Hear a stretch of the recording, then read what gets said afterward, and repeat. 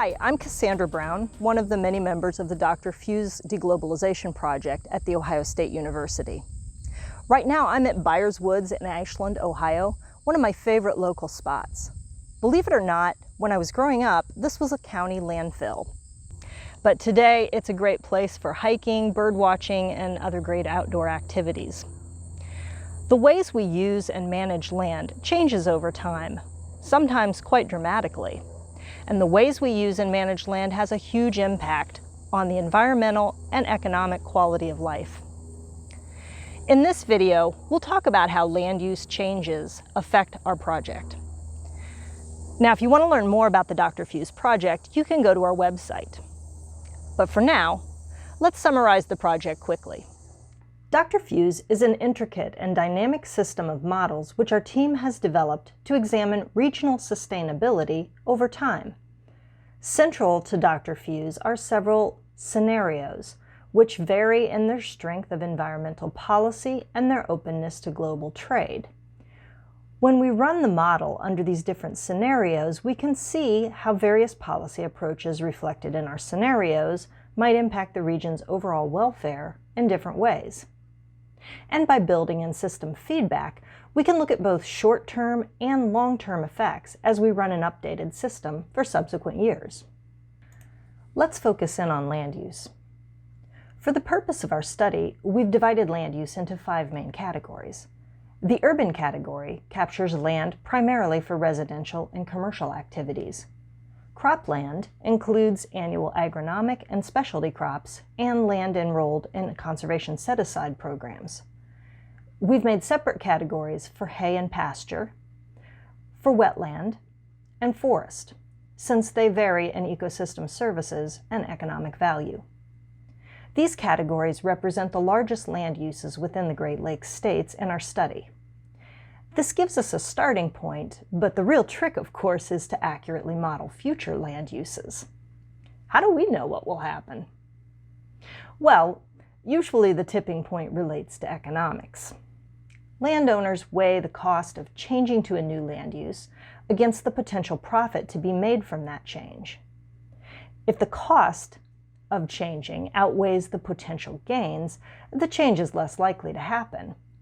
But many factors might toggle that balance over time, and these are often conditions we can model or represent in our DRFEWS system. Our team is creating and testing programs to calculate potential costs and gains associated with land use changes. Learning curves, lost revenue during a transition, and other direct and indirect costs vary with different transitions. Using historical data and existing work, we hope to capture the major economic considerations for each land use change, while also incorporating information from the economic submodels in DRFEWS and information that comes directly from our scenarios. Let's look at a simple land use change example. The main cost of switching from an annual crop to conservation set-aside is lost yield. But if commodity prices go down and conservation payments go up, we would expect farmers to put more land into conservation set-aside programs.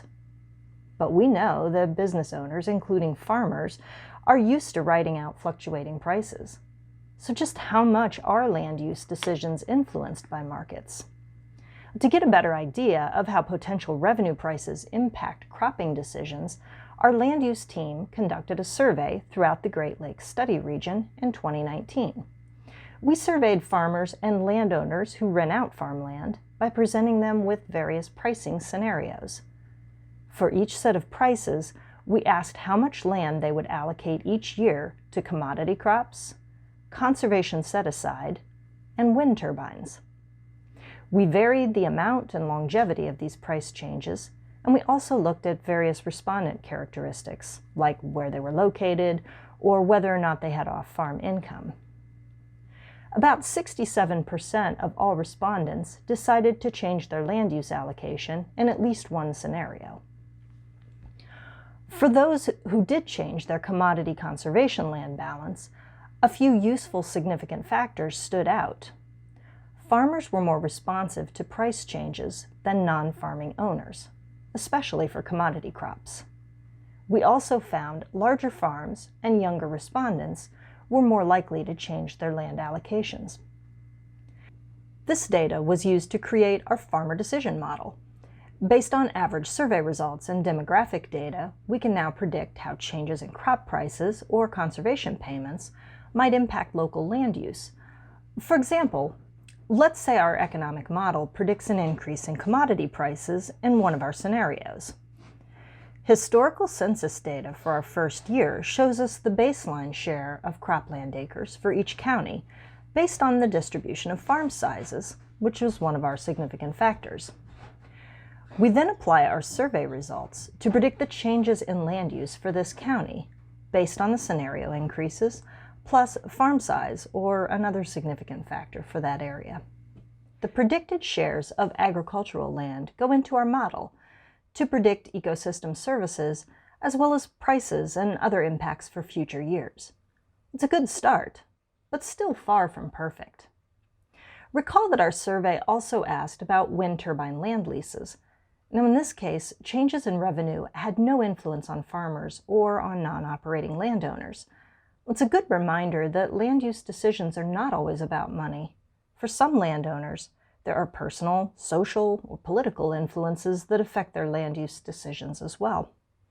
Our team is constantly looking for studies and data sets to help capture the regional and cultural nuances that will make our model outcomes more realistic. These cultural influences may also reflect some of the ways landowners and residents define sustainability for their region. This is an area where our community advisory teams will continue to provide valuable insight and resources.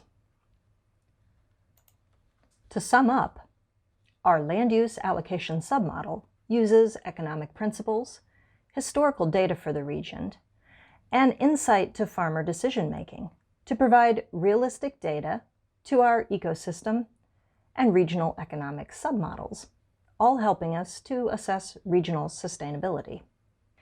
There's no question that land use is a major sustainability issue for the Great Lakes region.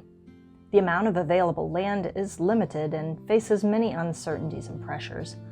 How will population growth affect the ways we feed, house, and power future generations?